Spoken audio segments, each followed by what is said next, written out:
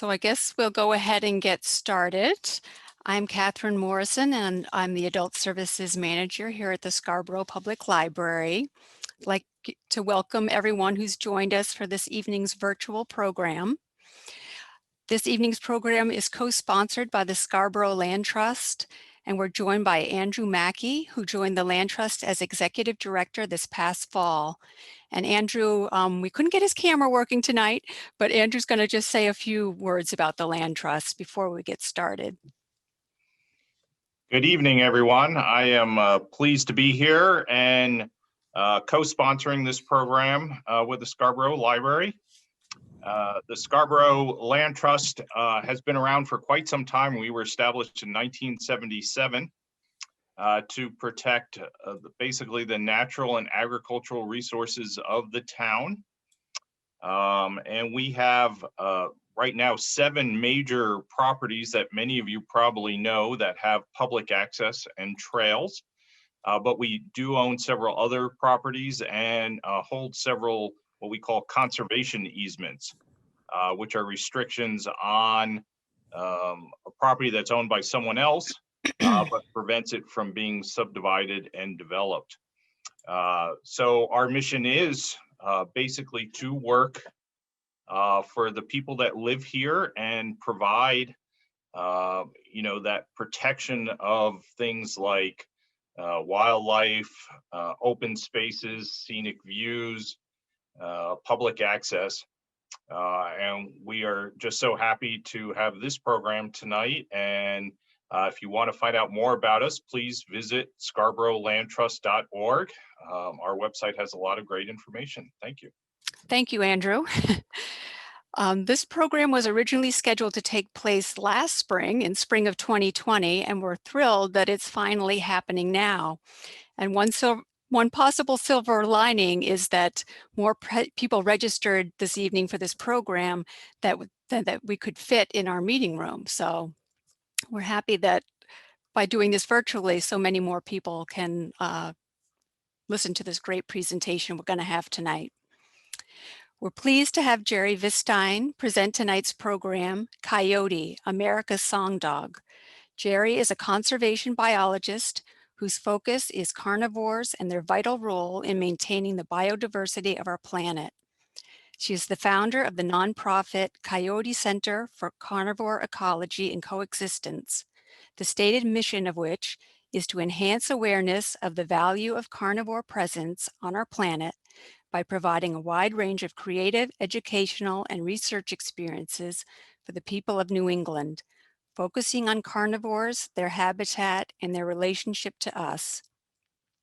In addition to research and collaboration with fellow biologists, foresters, and organizations in Maine, she works to educate our communities about carnivores and how we can coexist with them.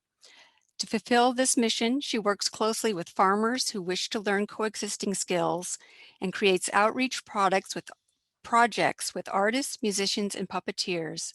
She designs experiential programs for children, pursues citizen science, and presents various programs on carnivores and us to diverse audiences all over the state of Maine. After tonight, you can visit her educational website, www.coyotelivesinmaine.org. And I'm very pleased to welcome Geri to the library tonight.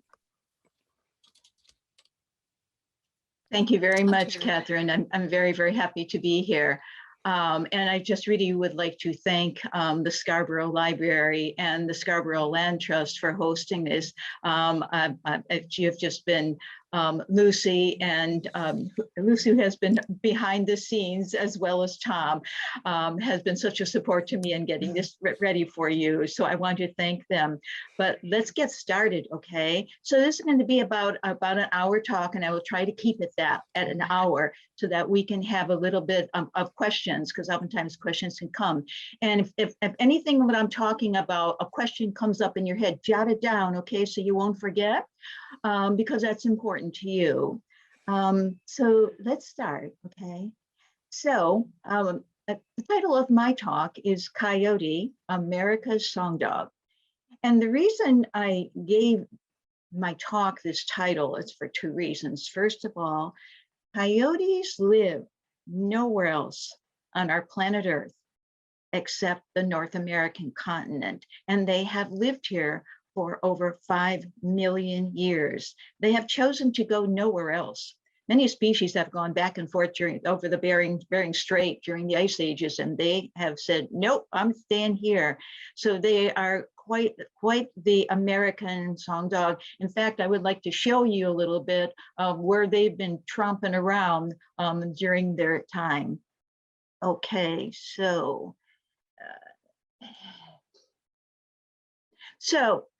here's the American continent, Coyote's home, all right? And so what we've done is we've been found that their bones have been found over in the Nova Scotia area by archaeologists from 30,000 years ago. Their bones have also been found in the caves of Tennessee, Kentucky, and in Virginia as well. And then also, you know, the very famous tar pits of California, where the bones of ancient species like the mammoths and the dire wolves and the great cats, their bones are there. And guess who else are there too? Coyotes. All the others are gone. Coyotes still here. Then, towards the end of the last ice age, around 17,000 years ago, humans, for the first time, found their way to the North American continent. They had not been there before that we know of. And when they came, this is where they found coyotes. So at that time, coyotes were living in this prairie area of North America, the United States and southern Canada, and down into Mexico was their home. And so, you know, I think that in those 2 million years that those coyote paws have touched about every inch of this North American continent, and they continue to stay here. So if there ever was a more native carnivore, it is coyote. Also, and the title is Coyotes, America's Songdog. So coyotes are so well known as the Songdog, and they have the widest range of vocalizations of any land mammal in North America. And you can see them here going to town, okay? And people often ask me, this is a question a lot of people ask me, why do coyotes howl? Oftentimes people will say, they had a kill, right? And that's why they're doing it. And it's actually, through our science, we know that is the one time when they aren't. They are too busy hunting quietly, and then they are eating, so they are not. But why are they howling? So there's a professor at the University of Vermont who did his doctorate in coyote howling in California, Berkeley. And after 6 years of studying, he says, I barely touched the tip of the iceberg. So this is a highly, highly evolved species that has a very complex ancient language. And they use this language to communicate with each other. So there's much we do not even know about their language, but a few things we do. So I want to share them with you, because when you hear them, you kind of know them, okay?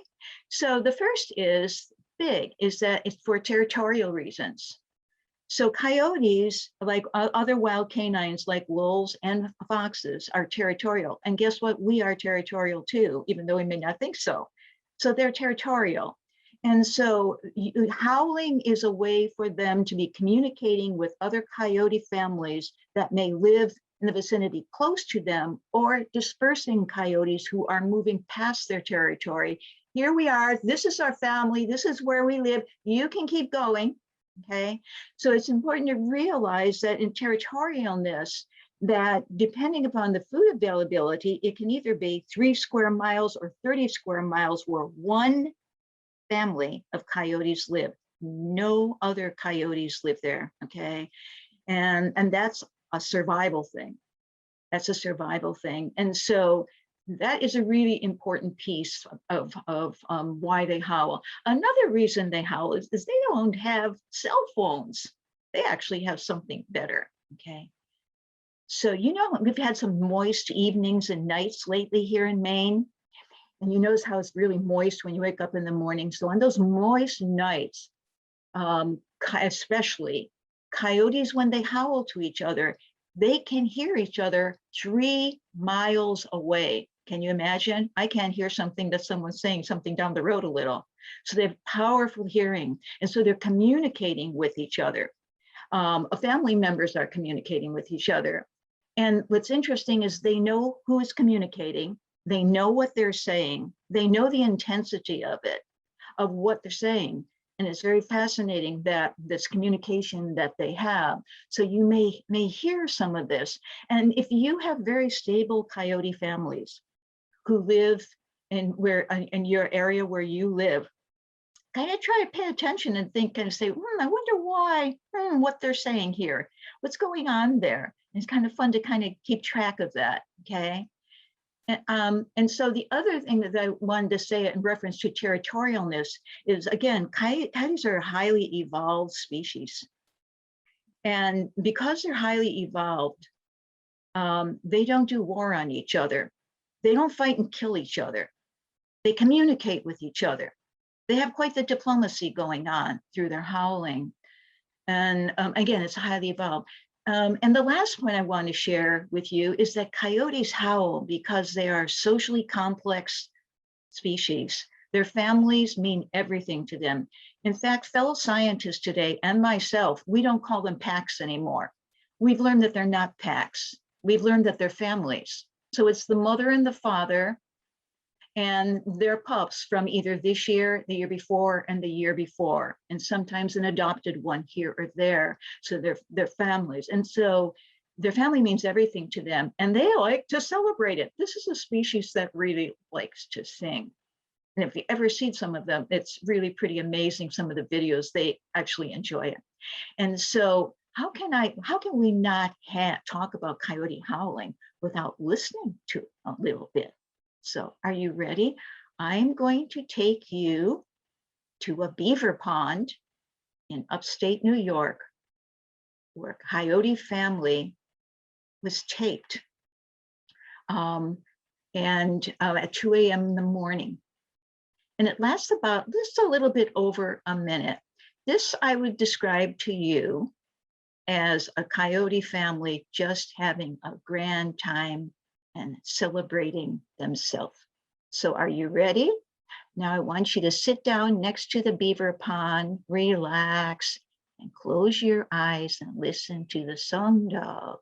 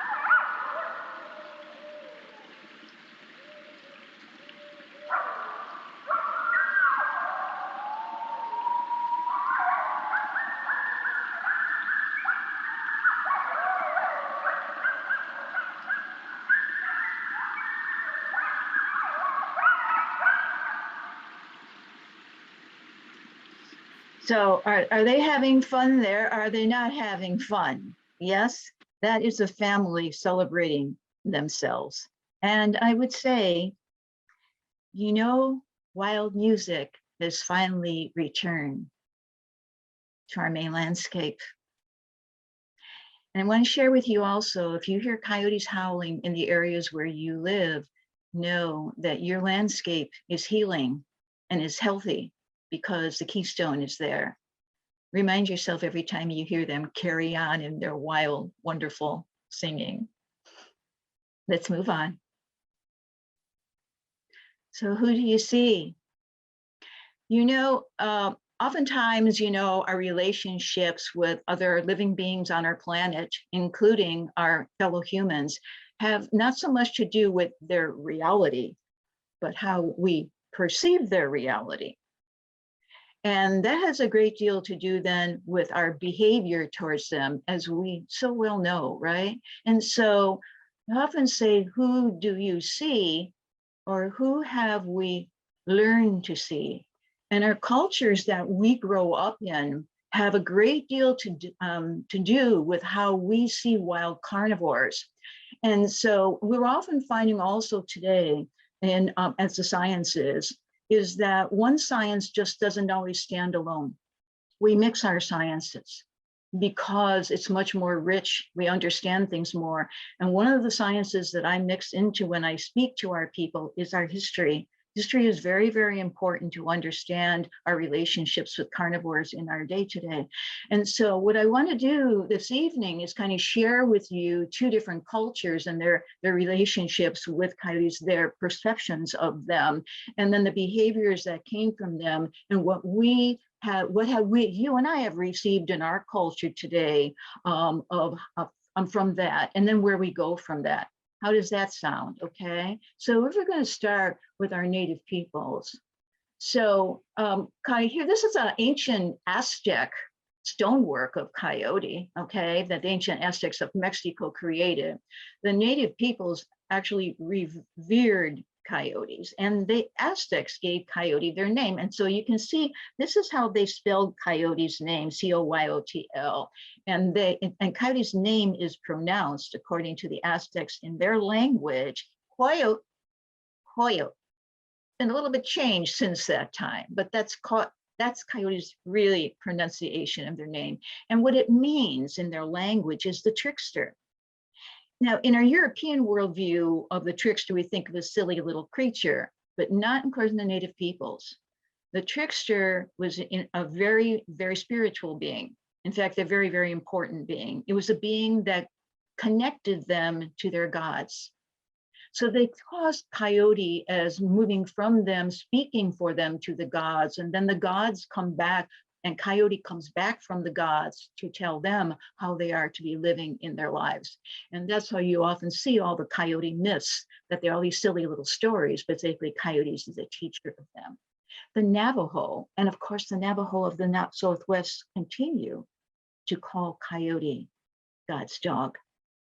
Reason being, for the same reason of their valued relationship with them and honoring them, but also that Coyote belongs to no one but to God.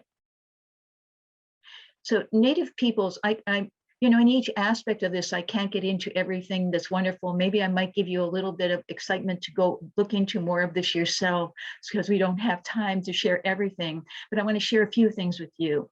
And this was Coyotes, native peoples, not only belief, but experience in Coyotes' curative power and benevolence to them. We often hear of the dolphins, of their benevolence to us, these really intelligent marine species, of their benevolence to us humans in need. Well, native peoples have the same experience with coyotes, of their benevolence and curative power. So here is an illustration by Ollis Murray, who's a wildlife biologist in the last century, very enlightened one. And he created this of coyotes striving to heal a Native American hunter that had been injured. Also, in their oral traditions that they passed down, again, their oral traditions were their histories. So they're not little myths, they're not little stories, they're real history that happened, but Native peoples passed it down orally. And they pass down and over again that whenever a Native American was in danger and they're outside the villages and they were injured, that coyotes would come and circle them and keep them safe from all the other larger carnivores until they could make it home safely. Or if the children were lost, they would guide them home. Remember, coyotes were wild, and Native Americans saw them as wild. They weren't their pets, but there was an amazing relationship that they had of respect and trust. So I'm going to tell you one story tonight, okay? Because I only have one more time story, and it has to do with this. So it's a story actually that really took place here in Maine, and it happened about 5 years ago. So I saw this article in the Sun Journal here in Maine about 5 years ago, and the title of it was Night of Terror. And what it was about was a young man that, probably it was in February, that he decided it was getting towards dusk and he wanted to go out in his snowmobile. So he got on his snowmobile and was having such a grand time that he kept going, and he started going faster and faster and faster, and he lost control of his snowmobile. His snowmobile hit a great pine. It fell on top of him and pinned him and broke both his legs. And he wasn't going anywhere.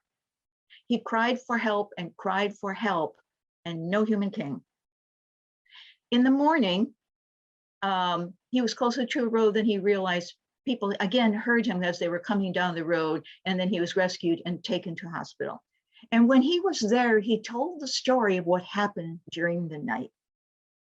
That during the night when he was crying for help, guess who came?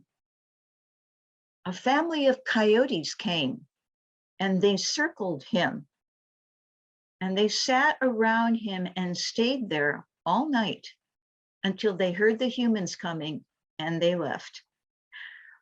When I heard this in the paper, I'm going, oh my gosh, coyotes have not stopped their benevolence towards us humans, despite 200 years of persecution since the Europeans came here. Isn't it an amazing story?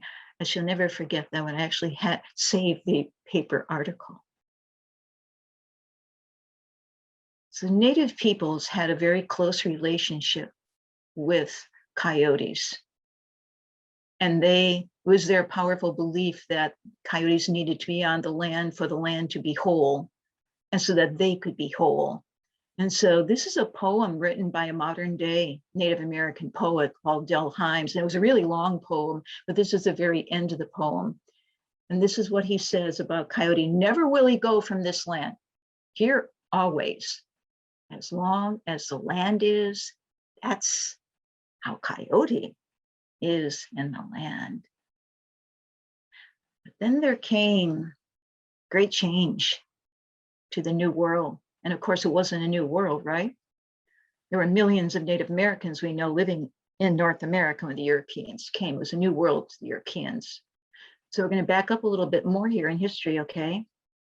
This is a really important part for us in our time to understand and look at the history, that once the Europeans came, so we saw the culture and the relationship that our Native peoples had for over 17,000 years with this native wild dog. And then what happened when the Europeans came, okay? And so, you know, history is like this prism that we can look into the future. So we're starting back there, and we're looking into the future, which is us, and see what happens in our time because of what happened in the past. So, you know, the European invasion of the New World.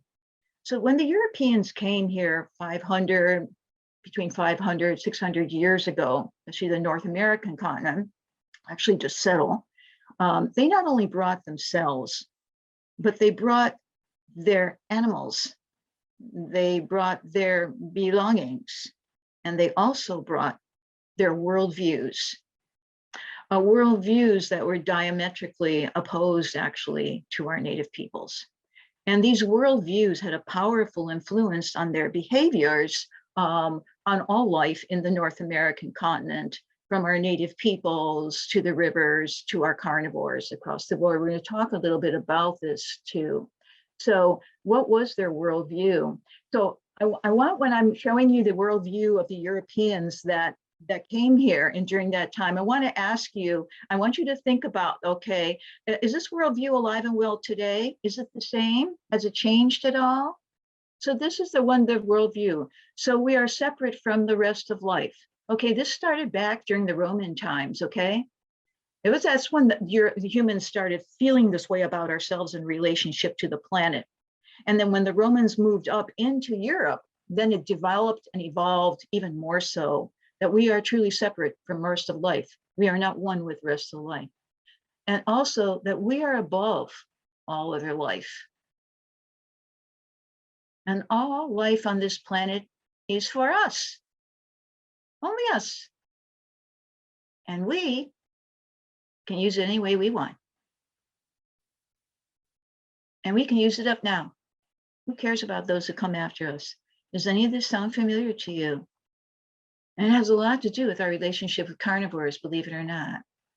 So this is the next part. It's like, oh, okay, everybody, oh, hold on. Sometimes these are hard things to look at in our history, but we're finding that we need to look at real history so that we, in our time, can create an amazing, enlightened future. So the behavior that flowed from these worldviews, and some of them you're familiar with, control and violence. This country was born on it. And it's interesting, important to know, I have some amazing books on my website to enlighten you in reference to that. And massive destruction of natural resources. Well, that's no secret to any of us, isn't it? Our beautiful state of Maine was literally clear cut 100 years ago. We wouldn't recognize it. The slaughter of our native peoples and wildlife. They often refer to the century of the 1800s as the century of extinction that happened on the North American continent. Slavery, not only of African Americans, but many, many people don't realize that many of our native peoples were taken into slavery as well. An arrogant taking over of land ownership, not only of our native peoples, but of the habitat of our wildlife, and amassing of wealth. And of course, the amassing of wealth is kind of the baseline of all of it, is it not? Is that any different than it is today? No. And so their worldview permeated their behaviors towards the land from the time they arrived here, okay? So this is just one little example. So here we go, here's our forest. We Mainers, we love our forest, don't we? Love hiking in them at any time of the year. That's our land trust, draw people into these beautiful places. So Europeans and historians pass this down and say, this, Europeans saw this, what you see here, it's a wasteland. That's a wasteland. You know why? It's not being used, not being used. Now here is the vision of how Europeans saw the land should be used, because this is how they used it in Europe. This is how it should look, okay? You cut down all those forests, because it's awful very scary, and it's also a wasteland. And then you cover it with monocultures of herbivores, but no one else is allowed to be there but the herbivores. So this is what created the whole relationships that Europeans had in Europe with carnivores. And that is why by the 1500 carnivores ceased to be in Europe, except in very remote areas, okay, as well as this forest, go on and on. And so this is their worldview that they brought here. And when they came into the eastern coast, this is what they created. A lot of our Maine look like this. Then they moved west. And of course, we all know some bits and pieces we know of our history that we have millions upon millions of our native bison. And by the time they were all slaughtered, there were less than 100 or so left. And they were taken to Yellowstone National Park. And they're rescued there now. And so in the place of these bison, they brought in millions and millions. And of course, today it is really hard to try to fathom the numbers. Millions and millions and millions of non-native cows and sheep that took over this landscape and basically destroyed the Serengeti of the North American continent, okay? So again, just like I shot in the previous film, no one else was allowed to be there but the cows and sheep. Everyone else had to go. So it was the age of extinction of so much life across our western area from past the Appalachians. So vast numbers of prey animals and herbivores, and also our great birds, all of them were slaughtered. And of course, a lot of these were the prey animals of our major predators, of our wolves, grizzly bears, cougars, coyotes. So their prey was going. And also they were being slaughtered as well. And their once very, very complex social life was being thrown into chaos. And so you think of yourself as a wolf or a coyote at this time in the 1800s, where this massive change that came after tens of thousands of years of this resilient, healthy environment. And there was no food for them. They were surrounded by non-native cows and sheep. And so where do you think you would go if you were starving to death?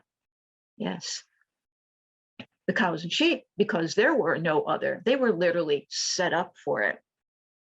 And so the cattle and sheep barons perceived all carnivores as a roadblock to their amassing of their wealth. And we're talking avian carnivores too, like the golden eagles and all these peregrine falcons. They were considered as well.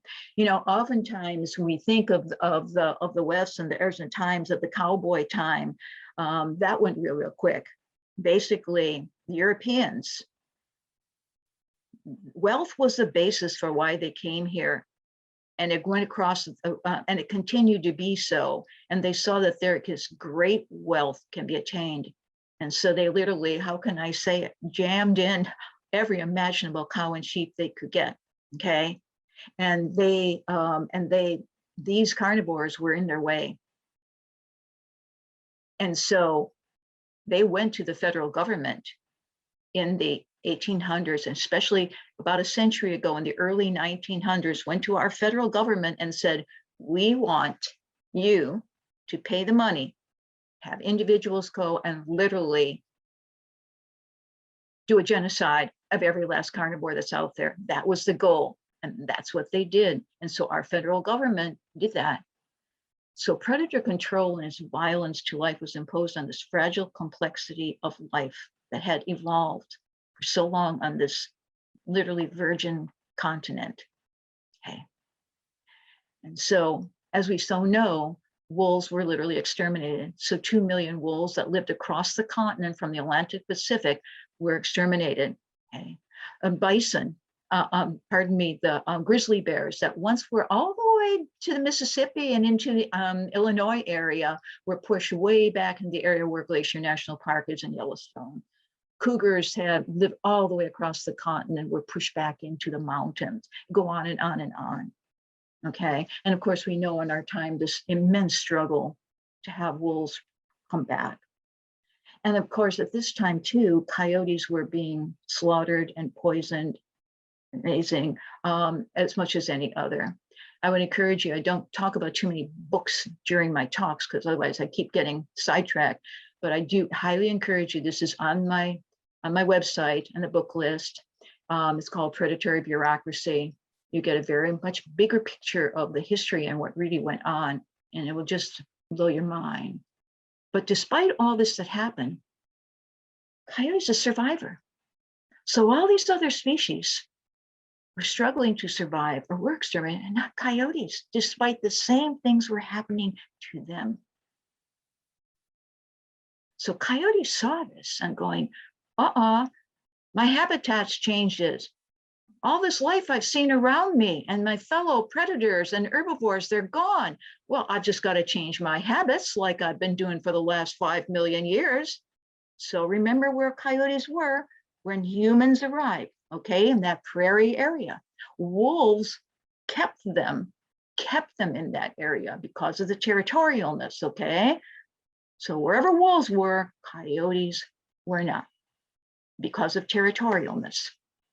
Is the big one. And so with wolves gone, coyotes were able to move forward and out. So they went further into Canada, followed the gold rush up into Alaska, went over the mountains into California. And actually right now they're all the way down into Panama. They crossed the Mississippi, okay, in the south, and also in the north through Indiana. And then they also, a group of females, and we know this from DNA studies, a group of females went through the Great Lakes, okay? You see that? And they landed in Algonquin Provincial Park area of Ontario, Canada. United States is the only country in the entire world that did an all-out genocide of our wildlife and carnivores. Canada did not. However, they're not quite as, they did not do the same. And yet they did do tremendous amount of hunting and killing. And so as a result, the wolves of the Algonquin wolves that live in Algonquin Provincial Park, they also, their lives were in chaos because what was happening, okay? So the Algonquin wolves, because so much was destroyed so fast in this country when the Europeans came, it's hard for us as scientists to put things together.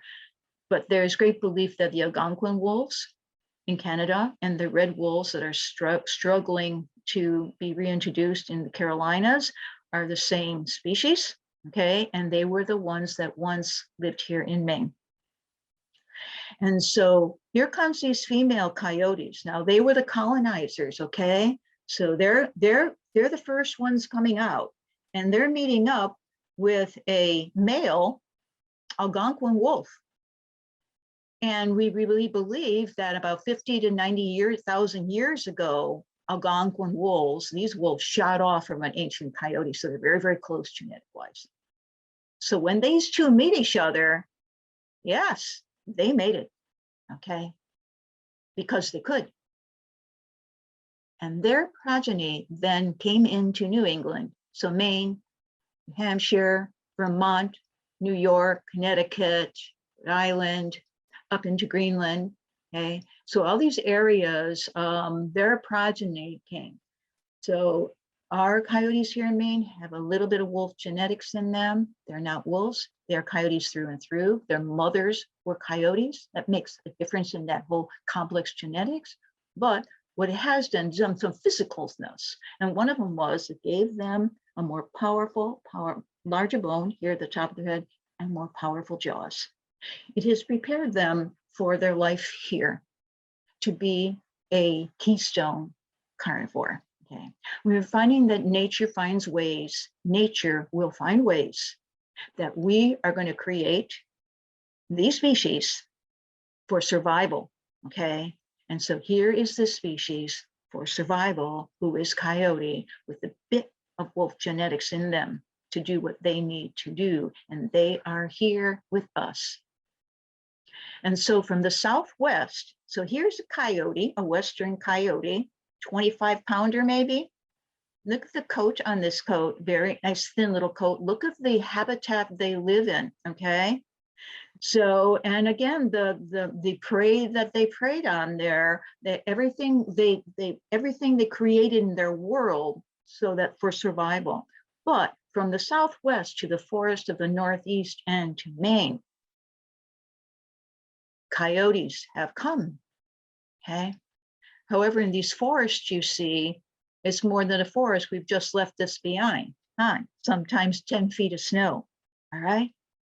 And so a biologist has done immense work with coyotes in Yellowstone National Park, says coyotes are this incredible masterpiece of evolution. So they went from living in the areas where they were to adapting within many years to living in a totally different habitat, okay? And if you note here, here's our eastern coyotes you see here, and you note their fur coat, okay? They've gotten rid of, and of course their habitat and also their size. So they're somewhere between 40 and 55 pounds, depending upon. So they're all slightly different. Okay. Here. So these little coyote pups that you see here that are being born right now here in Maine, secretly, quietly hidden away, they are part of the universal great design of the earth. So all of us are awaiting and enjoying also the return of the migration of our birds. Yeah, that's one of the great designs of our earth. Okay. When all of you wake up tomorrow morning, you're going to expect that it's going to be light outside. You're going to expect that this Mother Earth has turned on her axis in her routine way of doing things. This earth works an amazing design. So much of the design we as humans don't even know yet. And these little coyote pups are part of that great design. They are part of the design of nature that created the predator-prey relationship. And it's a relationship that people in our modern time have great difficulty with. And a lot has to do because of what they brought over in their worldviews from Europe and how they saw carnivores in Europe and is alive and well.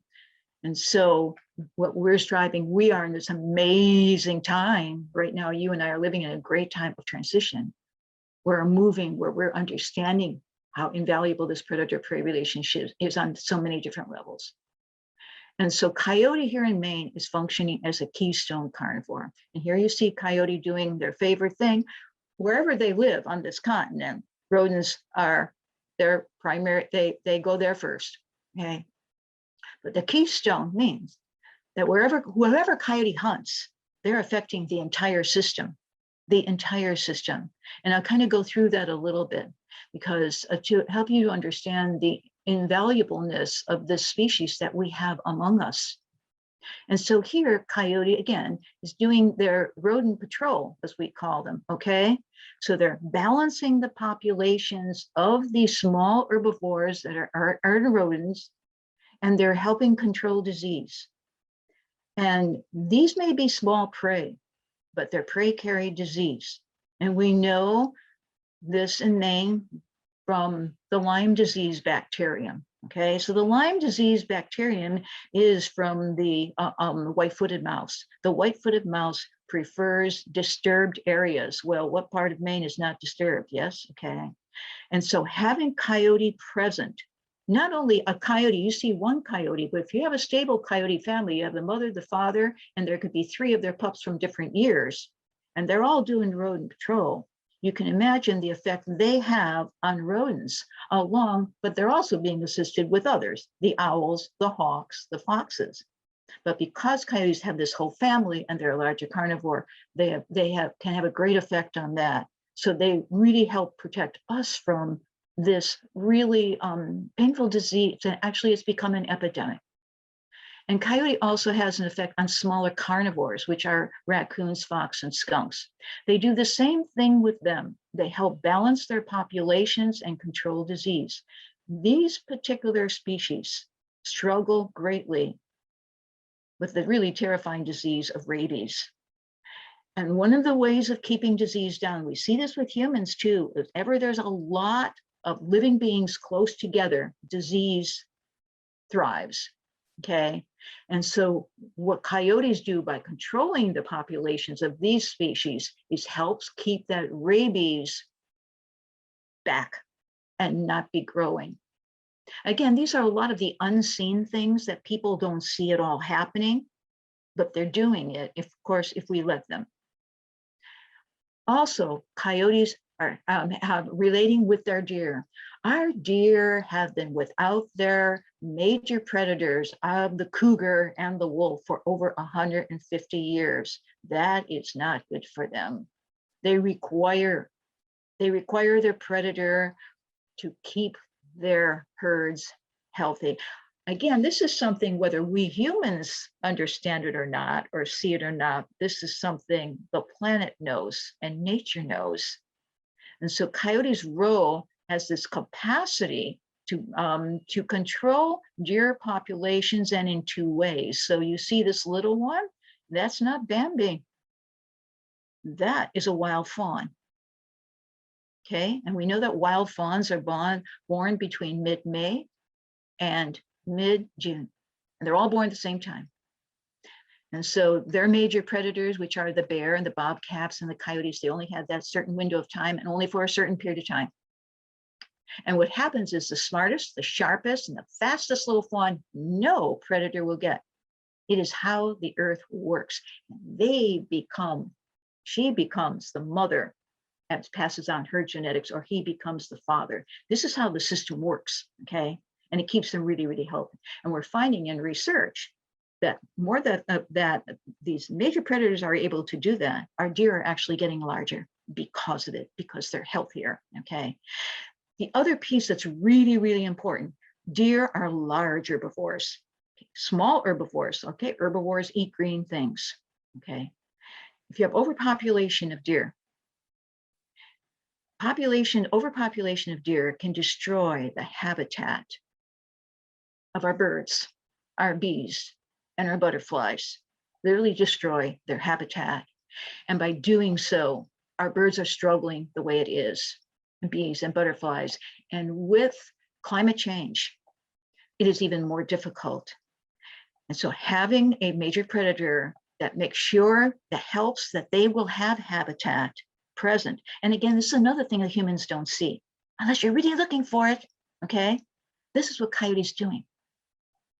This is something land trusts can do, is that when you go in the forest and you have talks, take a look at that forest and see how healthy it is. How much understory is there? Or is there none? Are there only ferns, which deer won't eat? So the system of predation that we've been talking about works for the health of all species, including us. Predation literally drives biodiversity, which is hugely important in this time of climate change. We need biodiversity to protect our species, that some of them aren't going to make it, but there will be others that will carry on. So I'm getting to this point of our talk now of Coyote and us. So I've kind of gone through this history of Europeans coming here, their worldviews, what they did when they got here, and then what Coyote has done, despite the fact, what Coyote's capable of doing, despite the fact that they have received so much persecution for the last 200 years since the Europeans came. And so let's take a look at, let's come down here to Maine and see what's going on here in reference to us and them, okay? So the first thing we start is, okay, this is a really important species, okay? What about our laws protect them? So this is the state of Maine hunting regulations. They can be killed year round, okay? And you can kill as many as you want, and you don't have to do anything with your bodies. You can just throw their bodies away. Night killing all year round, except for the time during deer hunting season. You're afraid though, more deer will get poached at night, and permit chasing to exhaustion and killing by their own fellow beings, the dogs. And have killing games for fun. We're doing it for fun. Okay. So I want to share with you here, I think it is time during our time. I'm a conservation biologist, you know. I'm also an ecologist. And conservation biologists around the world, we just don't do research and we just don't talk, we act. Because if we don't act, and we encourage our people to act, things will stay the same, but they will get worse, okay? So I want you to think about this in our time, okay? So are these hunting regulations, or is this a framework for crime? Okay, I'm quoting a person from the 17th century who used that term in reference to slavery and the laws of Britain. Is this a framework for crime? Basically, it's a free-for-all. You can just do whatever you want, and that's what's happening. The other aspect, it is not a hunting regulation, because we have amazing traditional hunters here in Maine. And any traditional hunter in Maine will always say that traditional hunting is about respect for the species that you hunt, and restraint and restraint. This is about violence. And this is also about lack of human restraint. I think it's time to think about it, don't you think? So, all right, so this is happening. So we talked about how we're all one, right? There's a really closeness of how we live on the planet together. So if this is happening to coyotes, what are the consequences to us? You can't do something to another living being on our planet, because we are all connected, even if we don't recognize it, but we are. Europeans don't think so. The European worldview did. Native peoples did, going back to Aboriginal knowledge and wisdom. It's consequences to our people. So first of all, is Lyme disease epidemic. I can't go into this completely because we'll be here till midnight and I won't keep you there. There's a whole circle of why Lyme disease has become an epidemic and how Coyote can actually help curtail and end this disease. But it's not happening because coyotes are being killed year round here in Maine. And there are whole areas of the landscape where they cease to be. And if that is the case, then they can't do their work. Also, private property, huge, blatant private property rights are happening all through Maine. If you haven't heard it, a lot of people who live in rural areas and farmers experience this greatly.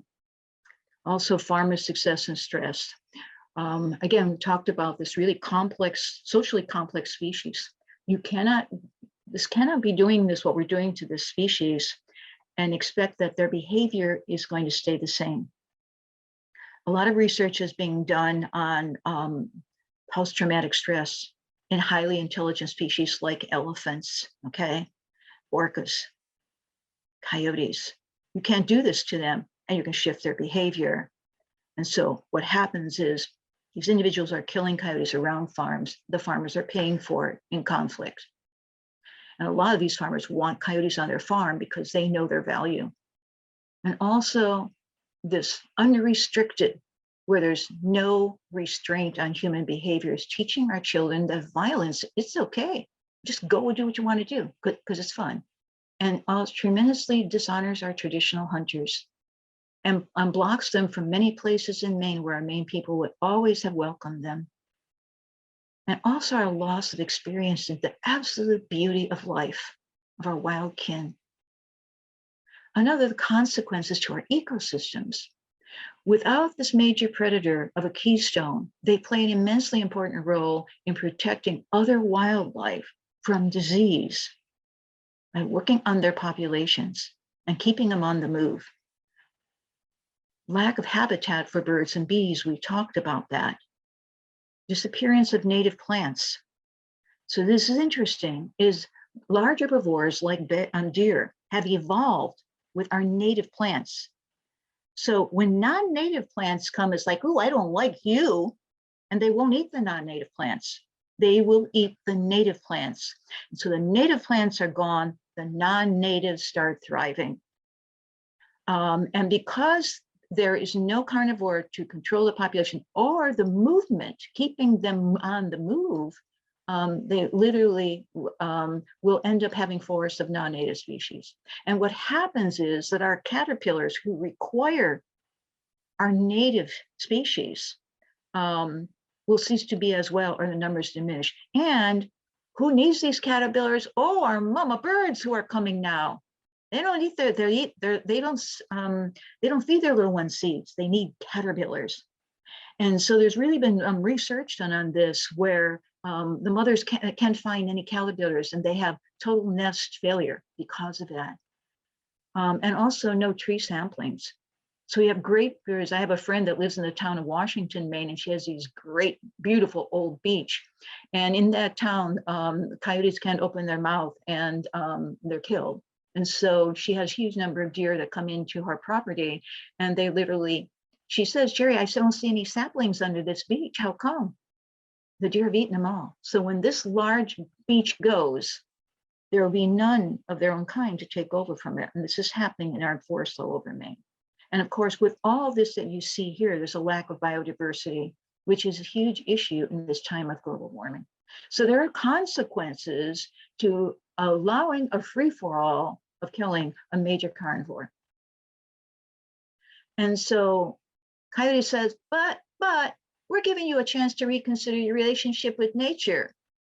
The wolves are gone, cougars are gone, at least for now, but I'm back. Want to try it again? So it's this willingness to keep wildness flourishing in a settled place. I've had in situations by people in certain towns who say, okay, we want them to come and trap the coyotes and then take them and put them out in the wild. Well, coyotes lets us know that habitat has a different definition, okay? They've been living amongst humans for over 17,000 years. They know how to do it. It's a matter of us learning how to do it, okay? So that comes to coexistence, living in the same place, not a different place, the same place. It's just like with humans, us humans learning to coexist with our differences. It's a shared space, and yet it's a safe space. So this mother coyote, she knows how to teach her young one how to be that way. And so we need to teach each other how to be that way as well. So the most important part is keeping coyote wild. How's our timing coming? Okay.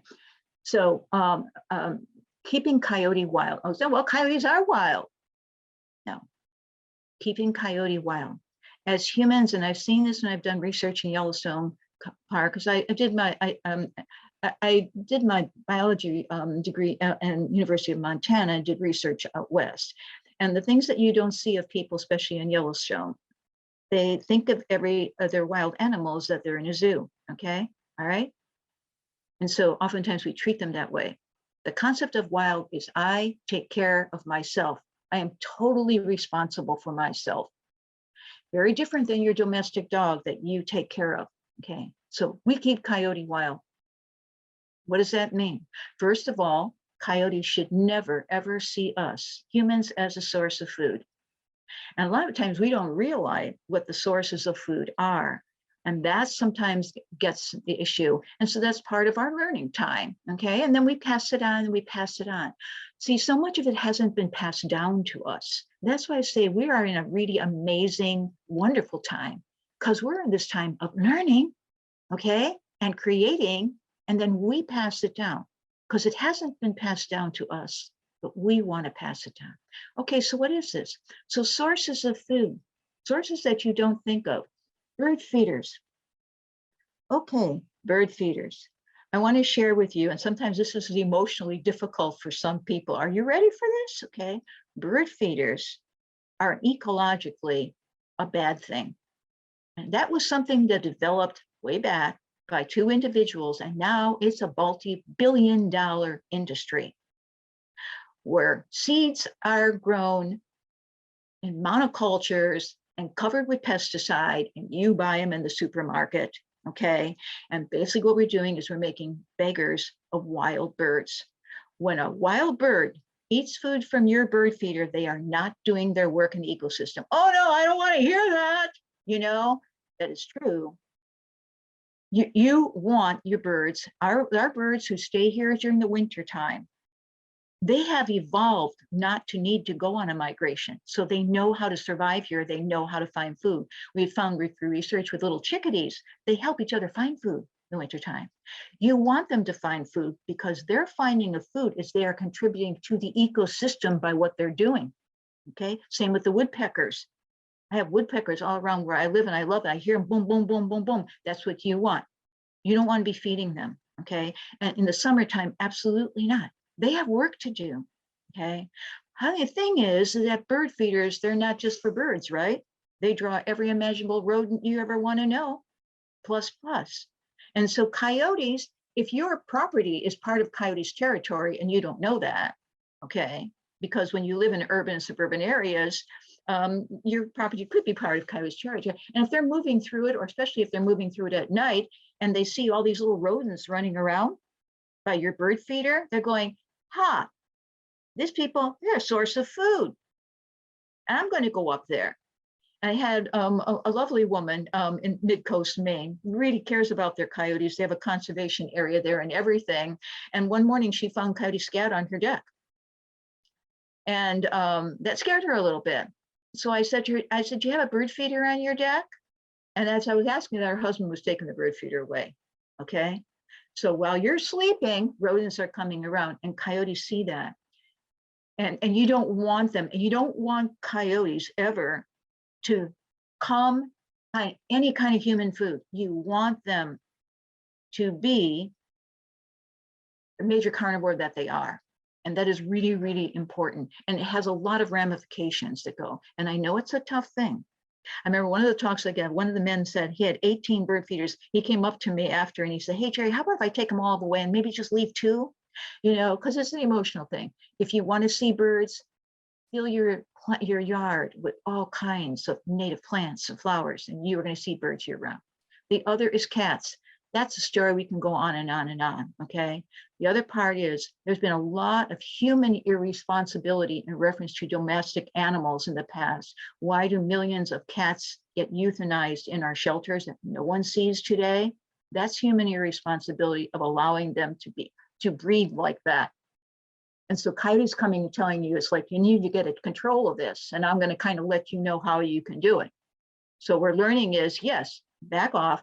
We need to control our cats. So they are predators in their own rights, And we know research that they have killed millions of songbirds, and we can't afford that today.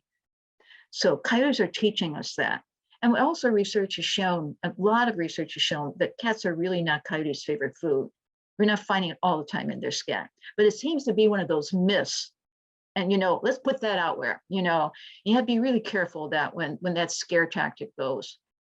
Farm animals, I'm not going to get into this. I work with our farmers. We do, I have a website that's actually embedded into our website, Farming with Carnivores Network. My amazing animal husbandry practices that our farmers use for all the carnivores. And so no carnivore should ever see a farm animal as a source of food ever. And food for your domestic animals should not be outside. That includes horses and how we handle our trash. A lot of research, especially done in Chicago, in urban areas, Dr. Geri says coyotes don't tend to like trash. They like to eat their own fresh food, okay? But what's drawn to trash? So a lot of their prey are drawn to trash. And so in urban areas, if coyotes are really starving, they'll succumb to eating trash, and you don't want that ever. So it's like, okay, how do we handle our trash? And fruit, coyotes have a sweet tooth like you couldn't have. And if you don't want them around in your yard, when you have an apple tree, then you need to pick them all the apples up. So these are some ideas about that. I'm kind of watching my time, and I want to finish kind of quickly here so that we can have questions. So the other part of keeping coyotes wild is support protection of coyotes by law. So if we want coyotes to be wild, we want them stable, we want them really to do their work as a major carnivore, there has to be some protection. Right now, there is none.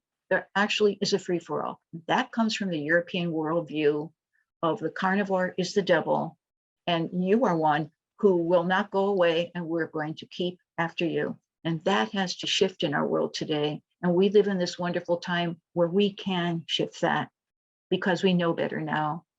So just ending here a little bit here now, and those of you who have questions, you can start putting them into the chat if you would like, okay?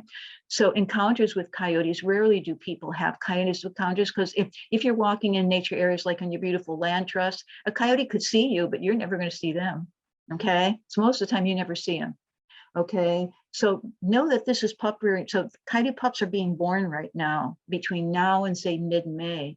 Coyotes love their pups. Their pups are like very important to them. You have to be very careful with your dogs in any natural areas. I know it's tough for some of you, but if you're in natural areas, you need to keep your dog on a leash. So because your dogs will smell the den site and go towards it. And we need to give these native carnivores some privacy during this time. And all through the summer, you may see coyote parents more often, because they need to hunt day and night because their pups are ravenous and need a lot of food to grow. And coyote during the daytime, if you see a coyote during the daytime, they like being out during the day just like us. Especially in the summertime, you may see them. It has nothing to do with rabies, which is again another myth. And coyotes on your property, if you see them walking through your property in the dusk or anything, your property is part of their territory. If they're hanging around, that's a different story. You don't want them hanging around because there's food. Coyote on your dog, that's another whole thing. Just like every single dog has a different personality, every coyote has a different personality, and they all relate differently, okay? And so if you have a little 5-pounder, coyotes don't see a little 5-pound dog as a dog. You're no dog. And again, this again comes down to our responsibility, okay? There's a tremendous lack of responsibility in the past with dogs. In fact, laws were made in the past, in the 70s, because of this, for the dog's sake. And so having responsibility for our dogs and therefore safety, that's our job in coexisting, okay? Coyote is not out to get your dog. And that's another myth. And you need to, I hope that helps you. And if a coyote approaches you ever when you're walking, which is like really hardly ever, rare, and you are scared, just throw your arms up in the air, yell and scream, and coyote's gone, okay? And one of them may be a very naive young coyote that doesn't know better, right? But most of the time they're not. Also too, there's a term called escorting. If you are somewhere near a den and you really don't know it, coyote may come and want to escort you out. And if you see that, it's a persistent coyote. Go away, go away. Again, another woman in the mid-coast had that experience and she knew exactly what to do. The coyote was escorting her away from her pups because there was a particular incident and she understands that.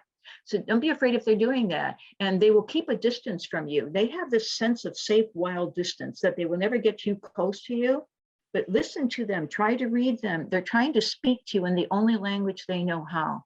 And this is how we are learning to live with them like our native peoples did. So what you can do, right? What you can do. So first of all, I want to praise every single last one of you who are here this evening, even though I can't see all of you. You've taken time out of your life to come and to learn. And I honor you for that. Educate yourself about the wild canine that lives in our state. And educate your friend and neighbors, just in your community things. Teach your children to respect and have wonder and not fear. This is not the relationship we want with them or to give them. And support our farmers who farm sustainably with carnivores. There are many of our farmers here in Maine who have farm animals who would never allow anyone to kill the coyotes on their farm. It is something that they do, and you want to support those farmers, okay? And lastly, speak to your legislators. We have citizen legislators in the state of Maine. If we want to change and have our state be rich and healthy and wonderful and with relationships that we would like, you need to speak your voice to the legislature. Your voices are very, very So who do you see?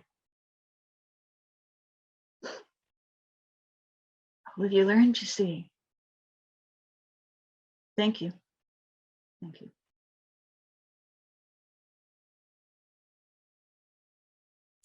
Thanks, Geri. We do have some questions coming in. How many, do you know what the population of coyotes in Maine is right now? That question is asked from time to time, and people ask, and we have no clue of how many populations because no agency has done no research on coyotes here in Maine. However, what they do is, and this is what the agency does, it's kind of a technical thing, so it's not real. But what they do is you look over the acreage here in Maine and say, okay, how many coyotes would be living in this particular, how many territories would they, and how many would be in that territory? And so let's all multiply that. Yes, that's how many coyotes are here. It's not a true number. And so they say somewhere around 15,000 in the summertime. But coyote pups, only only a third of coyote pups survive to be 1 year old. Life is really hard. So by January, their populations are down to 12,000 or less. And I really believe that there's less coyotes than that here in Maine, actually. So that's the norm. That's what they're saying is the norm, which is not the norm. Because there are many coyotes who are being killed and many, many pups who die. Oftentimes in many of the places where both parents are being killed throughout the year in the summertime, if both parents are killed by an individual, because it is a free-for-all, their pups will die of starvation. And that happens a great deal here in Maine. So none of those pups have survived. So it's hard to tell. But in many places in Maine, there are no coyotes because of that. I know that doesn't sound like a very good answer, isn't it? But that's kind of like that's what the agency says. Right, so usually I think with deer and moose, they have some idea of how many there are so that they know how many should be allowed to be hunted, I guess, so. That's right, and so they keep track of their numbers because those are animals to be hunted. Mm-hmm. And so they actually do aerial, so they'll go up in planes and count.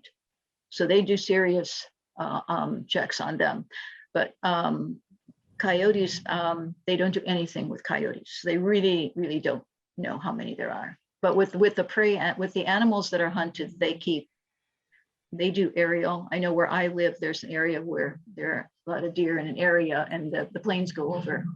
They keep track of them. A couple of people had questions about the hunting regulations or the efforts to protect coyotes. Have there been efforts in the past that just haven't gone anywhere, or? Well, there was one in 2011, exactly 10 years ago. And that bill went into the legislature because many Maine people, Maine landowners were having huge issues. Because remember, this is a free-for-all, it's year-round. And it's with dogs, hunting dogs. And they would chase through private property with no respect for the private property. They would chase through farmers' land, terrify their cows to stop milking. Farmers terrified that say anything for fear that they're going to shoot their cows. These are real things.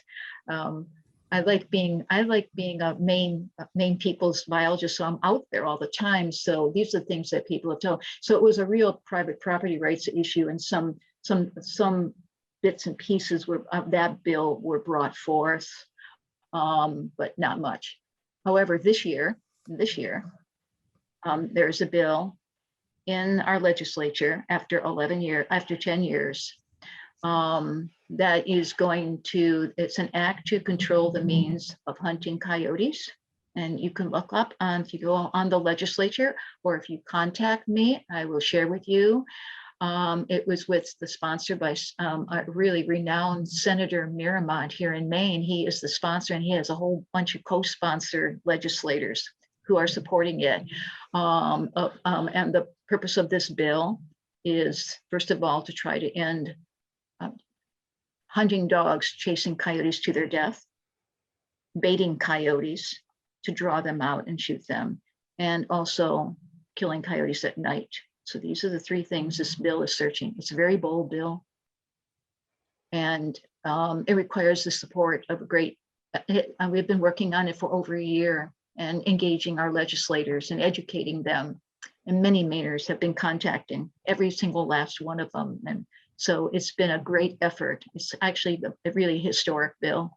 So anyone who wants to testify or be a part of it, will be part of a historic bill, and your voice, every single voice makes a difference. It's really cool. It's so wonderful seeing us be in a democracy. It's really neat having our legislators engaging us and talking to us and speaking and asking questions and learning. That has never happened before. It's so really neat to see that. We're actually seeing Mainers find their voice. It's like democracy is alive. There's a lot of wonderful things that are coming from it, because we're doing this for Coyote, but we're also doing it for ourselves. A huge issue is Lyme disease here in Maine, and it needs to end because it's epidemic. And we need to get the coyotes more stable so that this epidemic will end. There's a lot of issues that happen.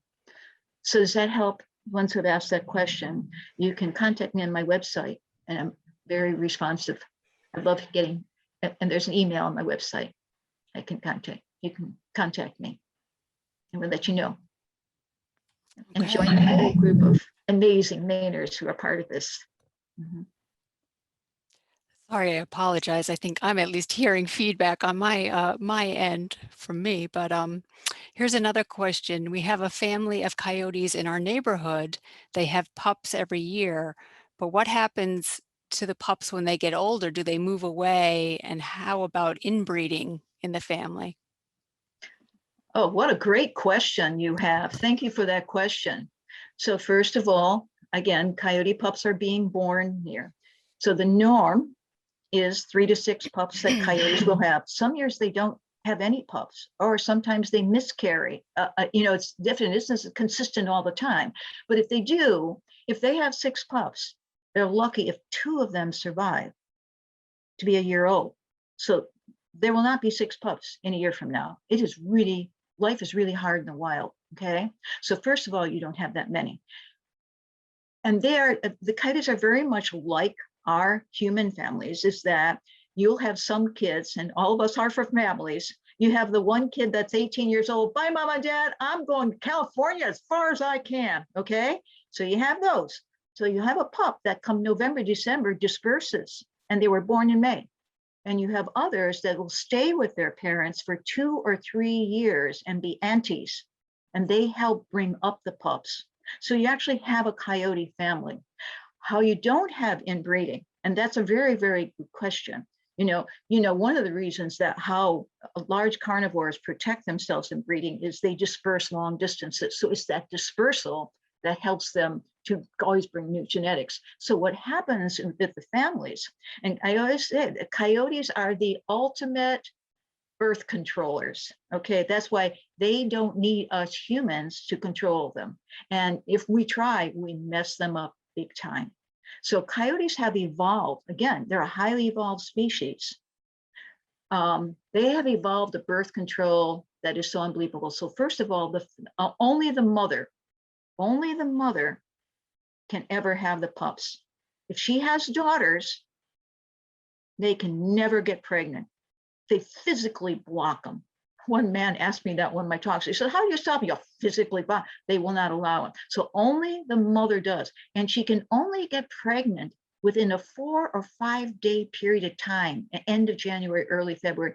And her mate is the only one. So they mate for life. Coyote mates are very close to each other. He is sterile all year round, except for that time when she can get pregnant. Talk about birth control to the ultimate. And what happens is only that mother's pups can come into the world. And the reason they've controlled it so much is because how about if there were 3 daughters and another male came in, or they had a brother, and instead of having 3 or 6 pups, they ended up having 20 pups. They would all die of starvation, you see? So it's a way of survival that the whole family takes care of this one set of coyote pups. So the mother and father, and also we call them the aunts and uncles, the older sisters and brothers, take care of them. And that's how their world works. It's a very, very controlled birth control.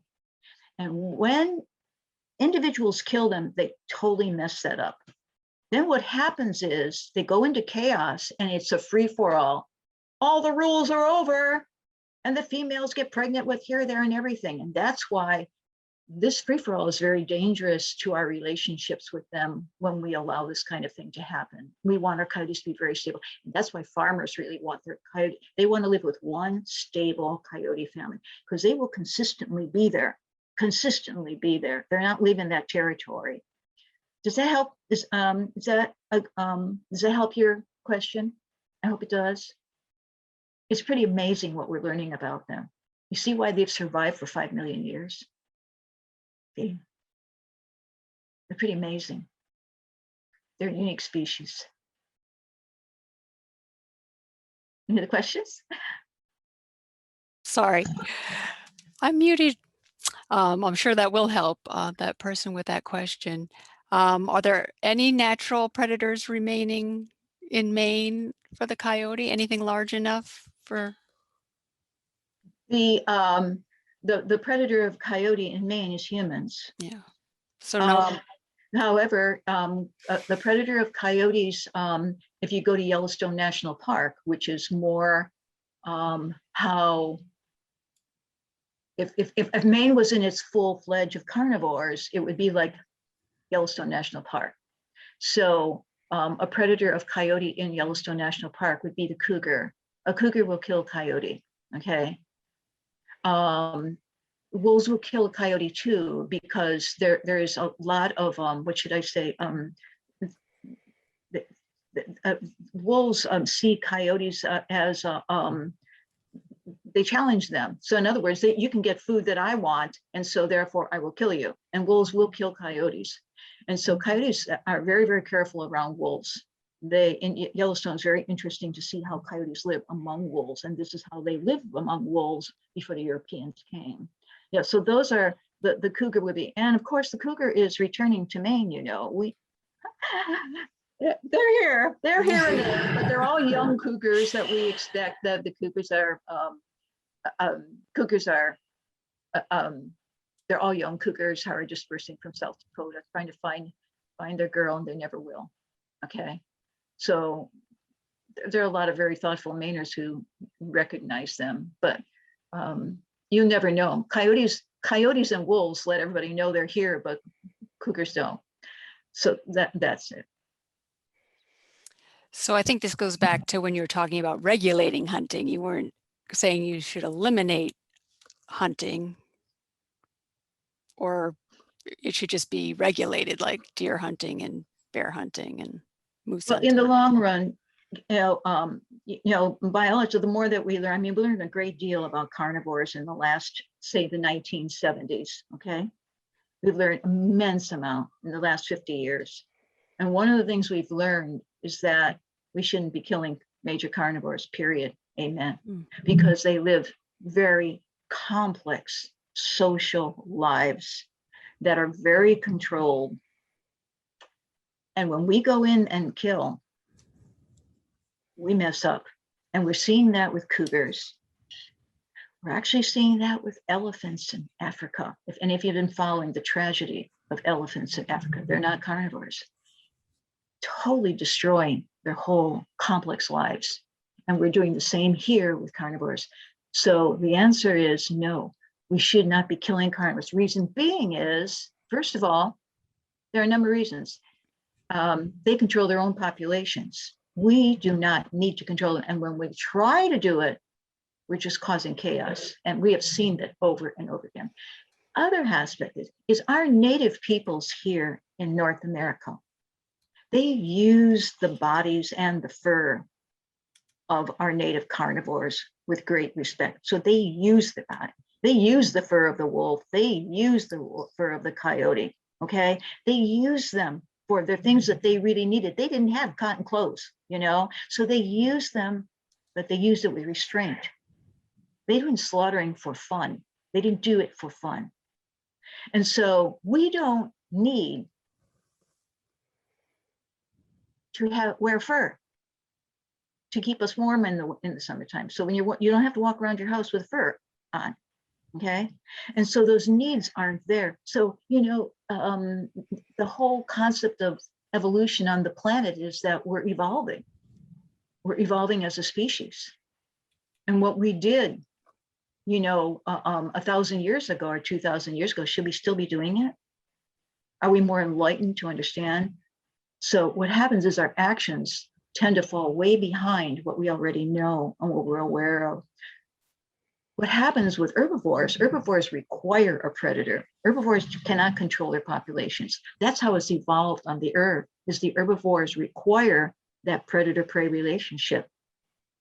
And that's what happened. If you know the story of Yellowstone, everybody's famous with that. The elk just ate Yellowstone up. They can't control their population. They just went to town, okay? Same thing with deer here in Maine. They can't control their own population. They need a major carnivore to control it, and they're much better off doing it. But carnivores do not need to be controlled. And that's a slow thing to learn, because the thing is, well, we got to control things. Do we really? Remember when I went back to the European idea? Okay, control, we got to control. And that's something, part of our own evolution as humans, is to have the fact that, no, we don't have to control. Have some really good questions here. I hope that helped. Yeah. We have another one. What is a typical, how many pups are in a typical litter? So in a stable litter, okay, we're talking stable again, okay? So you have a coyote family that lives on a farm that their whole territory, some of the farms here in Maine are 350 acres. So they're very protected. These farmers won't let anybody mess with them, okay?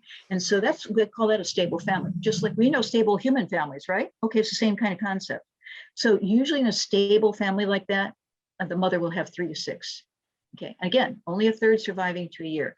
However, in places where they're not stable, okay, where there's a lot of killing, there's a compensation called a reproductive compensation. And we've seen that a mother coyote have up to 15 coyote pups.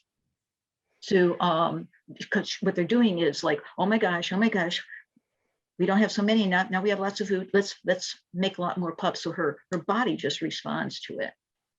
So we want to keep our coyotes stable and that's basically how it is. And again, even in stable families, it's just like human mothers. A woman can get pregnant, she can have a miscarriage, right? And it's the same thing with them. And in the wild, it's even harder. So there's nothing absolutely every single year. Or sometimes too, she may have a mate that dies, even if they aren't killed, dies a natural death, and she doesn't have another mate. So there's not going to be any, but she might have a couple of her adult children still with her too. So it's different. There's, anthropologists say that we humans, our whole social system, how we operate, mom and dad, dispersal, all those kind of things, we kind of follow the wolf, because we got to know wolves way back, and not chimpanzees. So our whole social system is not like a chimpanzee's, which is primate, because we're primates. But our social system is more like the wolf. So we do the same kind of thing. We have kids, they stay with us, they disperse, the father, you have the father and the mother, very much. That's how we are. So we're very much like they are. Very interesting. We continue to learn. There's so much we don't know yet. And that's why we have to be very cautious, because there's so much we humans do not know. We have a couple of questions that follow up your suggestions. One person's asking, can they leave their dog's water bowl outside? Not their food, but their water. Yes, I think you can. I think it depends upon, I think it's different for everyone. So it isn't the same answer for everyone. How does that sound? Okay. So depending upon, is there a water source close to you? So if there's a river or a stream, a lot of people may live in near rivers or streams or things like that. Coyotes are going to prefer to get their natural water there. Okay. The other is, I've seen out west, in New Mexico and everything, is terribly dry and drought and everything. I've seen people put little ponds of water out there for coyotes and the other wildlife to drink, because they would die, literally die. And that's the only reason that they're out of sheer necessity. So I think it depends on your situation. First of all, is there water nearby? And if there's natural water nearby, I wouldn't be concerned about leaving your dog's water bowl out all the time. I wouldn't leave. I'd be careful though. I'd be careful. Just never know sometimes, Yeah, then we have another person who's following up on the bird seed, the bird feeder. She's suggesting, or he or she, I'm sorry, is suggesting that maybe they can just leave a little bit of bird seed out while they watch the birds, and then, not leave it out all the time. And then also putting out meaties, I'm not sure what that is, and no shells. Is that okay? And just in the winter? Well, I think that what you're saying there, I think, is an emotionally good thing to do, because we are in a transition time. It's like, oh my gosh, I've always had bird feeders. I can't do that. I can't do that. So what you're suggesting is, hey, let me ease off this a little bit, and I think your suggestion is wonderful, because you still get to experience your birds, but you're understanding the possibility of possibly easing it off. So, and I would recommend your suggestion to a lot of people. I think that's a very good idea, because, when we learn about things, sometimes we have to learn in increments, right? And also the emotional increment of it. So if you do something that emotionally feels well to you in reference to the birds, and yet you feel you're backing off a bit, then be pleased with yourself. And I support that. I do.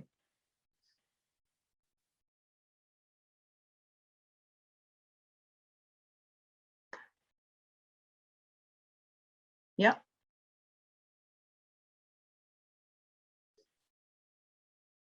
Catherine? Someone's asking about the bill for the hunting regulation. Did you give the bill number?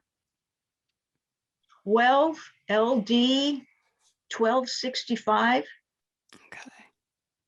And it's an act to control the means of hunting coyotes. Okay. Sorry, I keep muting myself because of this feedback here. I don't. We have quite a few more questions. I'm not sure how many, if you want me to keep going through all these, let me know. We I'm have a fine as question long about the coy wolf. What is a coy wolf? And that's another one. So want to share with you, I told you the history, you know, of our coyotes here, okay? All right. Now there is a young biologist in Massachusetts. He did his master's and his doctorate on coyotes in the Cape Cod area of Massachusetts. And, you know, when a biologist does work on a species, they have a great admiration of them. You can't not, because the more you get to know them. And so he's decided he wants to call coyotes the coy wolf because our coyotes have some wolf genetics in them. But there are many, many fellow scientists, including myself, that I disagree with that term. And there's a couple of reasons why. First of all, our people are just starting to get used to starting to learn about coyotes, trying to kind of the basics of them. And all of a sudden we're throwing a new term in there and they have no idea what that term actually even means. And it could be scary. And the fact is, though, too, the other aspect is that these coyotes are Eastern coyotes, okay? They're really coyotes through and through. Their mothers, the mother was the coyote. She passes down that specific genetics of the mother of the coyote to them. And because they have a couple physical assets from the wolf, that does not make them a coy wolf, okay? So they are coyotes. They are coyotes. I know, and you're going to hear it. You will hear it here and there and everywhere. You'll hear people refer to them as coy wolves. Remember when coyotes first came to Maine, they used to call them coy dogs, you know? That term is not for real either. Early on it was, but not now. And so sometimes you're going to see these terms, which are not really true to science, but also confuse people.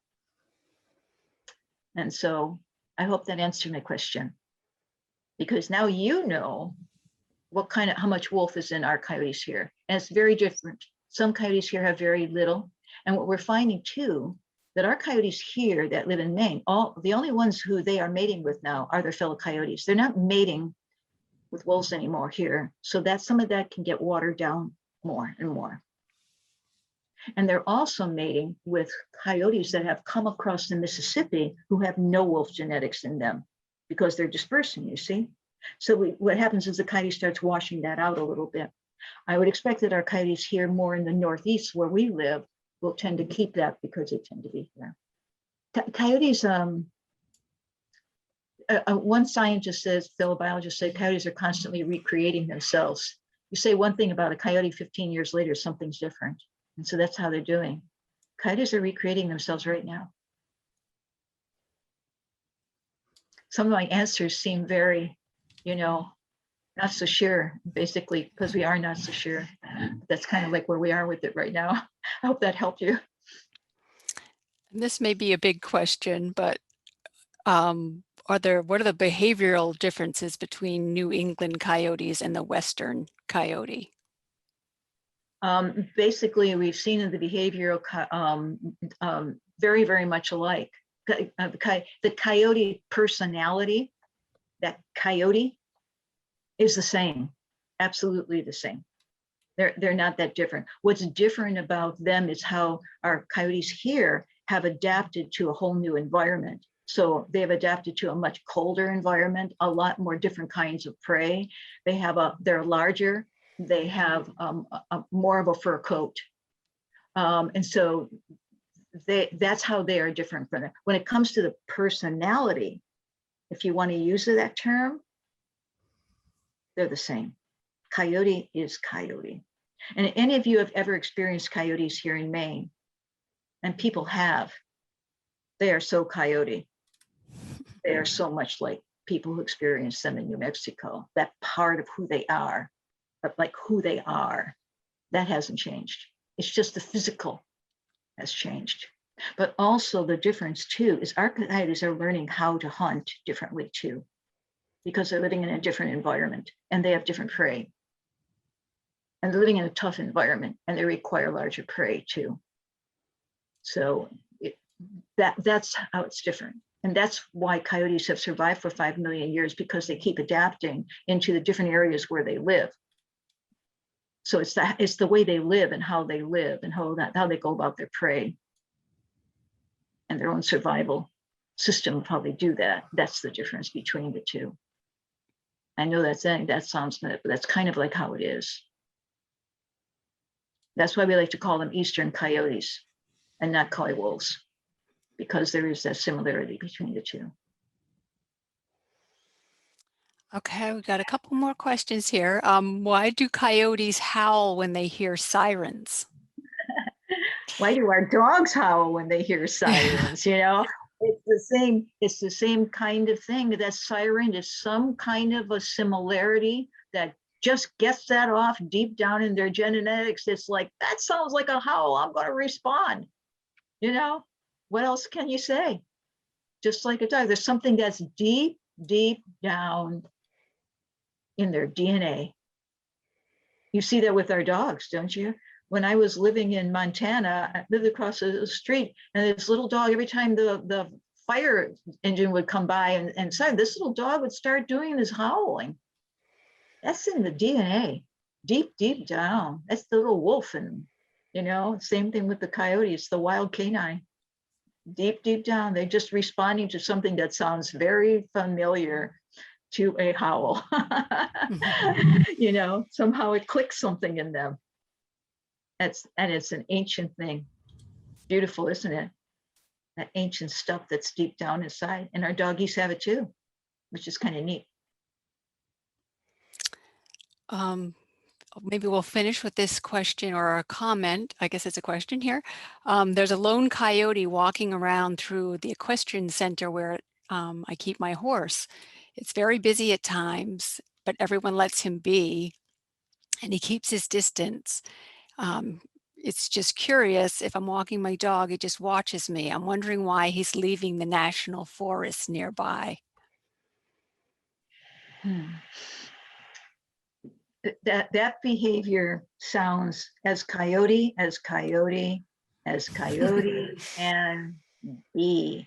And what you're sharing right with me, how lucky you are to have that experience. Okay, so she basically, every coyote has a different personality. And of course, you know, from the time of the 17th century, all animals are the same. No one had a meaning. So we're running, every single coyote is a unique personality. Just what every single one of you tonight who are with us together, each one of us has our own unique personality. And so this particular coyote has this curious personality. Is I kind of like those big horses. I kind of like the feeling of being around here. And I'm curious. But you notice what you're saying is coyote keeps their distance. It's that wonderful wildness that this coyote has. I'm fascinated. I'm interested, but I'm wild and I get it.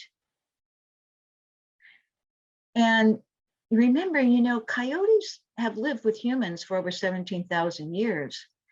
And so they kind of, and they're very intelligent and they're very curious.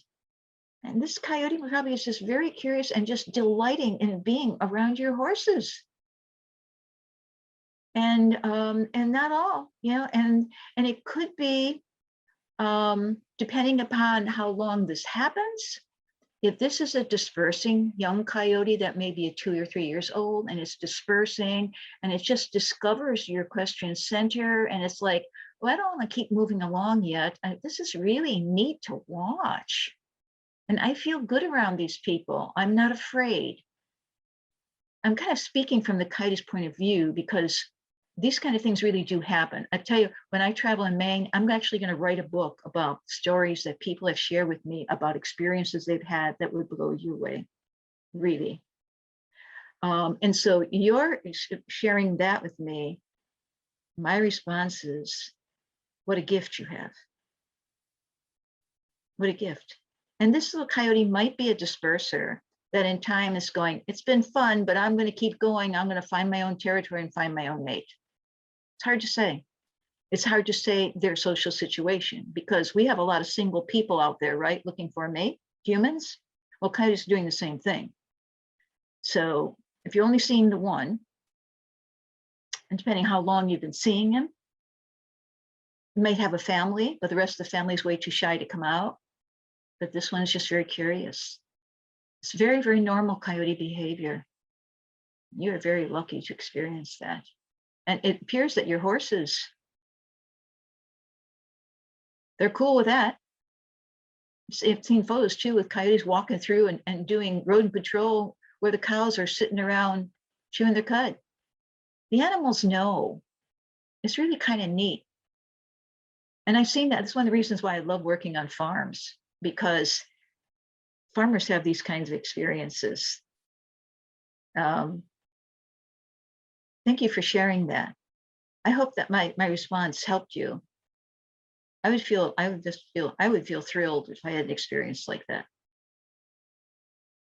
That coyote must definitely feel, you must be putting out a great deal of really positive energy, of really good energy, because coyotes feeling that. They feel our energy. And since that's our last question, I want to end with one little story. Can I end with a story? Sure. Because it has something to do with what you just asked me with your horses. So this is another story. So this is a farmer here in Maine. She's a blueberry farmer, okay, here on the coast of Maine, and she has had a couple experiences with the coyotes that live on her farm. And this is an experience that she had in the fall when she was thrashing her blueberry field. Okay, she was out there in her tractor, all by herself, on her tractor, and out of the forest kind of bebops a female coyote. And so as she's working her tractor, the female coyote is hunting her rodents. She's, tremendous rodent patrol that goes on that she can do on a blueberry patch. And so she's hunting her thing, and the woman is using her tractor, but then she stops on her tractor. I couldn't say it the way she is. I asked her to write it for me because I wanted to have it in my book. And she stopped her tractor and she started kind of singing and whistling to the coyote, and the little female coyote stopped and looked at her when she was whistling to her, and she's wagging her tail. And then the woman stuck up her tractor again and started working, and coyote kept doing her rodent patrol. And then she says at one point the coyote came across the tractor and looked at her, stood there and looked at her. She said these beautiful golden eyes, and just looked at her. And then they kept doing things. And then the female coyote came up to the tractor. And usually they're about 20 feet, 30 feet away from each other, always that wild distance. And she had a mouse and she was holding it. And she said, I couldn't tell if she was just showing me, see what I got, or, hey, here's one for you. This is exactly what the woman, and coyotes do that, believe it or not. And then she said she took the mouse and threw it up in the air. And the woman says, like, see what I can do? And this woman was getting this, and between the two, and again, there is this wildness. This is a wild coyote that kept her distance. And here is this respect that these two had, and no fear and respect, delighting in each other's presence. Then someone came to the farm, and as soon as a stranger came to the farm, young female was gone. And she felt so honored that Coyote trusted her, and she's not the only farmer I've had experiences like this with. This is the direction that we wish to go in our lives, where there is this trust that we have, not a fear, and that they trust us. And we have a long way to go before we can get to that. But I'll tell you that there are individuals here in Maine who are already there, and they know they're lucky, and they're very, very blessed, and they share it with me. So these things go on. So we're having this kind of consciousness in the state, a lot of diverse consciousness in the state of awareness and consciousness. And I feel very blessed when those people share it with me. I wanted to end that story with you because I love that story, especially the way she wrote it, better than what I say it. But I wanted to thank you all. Thank you all for being here and sharing. And I love when people email me and ask me questions on my website. I'm very much a people's biologist. So if you have any other questions or you have any stories or anything about this really important historic bill we're going through, feel very free to contact me. I would love that. And again, isn't the Scarborough Library just the best? And I really thank our land trust, the Scarborough Land Trust, everything I've been talking about, our land trust, they protect the land from development, but they're also these amazing places to educate our people and in nature about some of the things I've had here that they get to do and take people out there.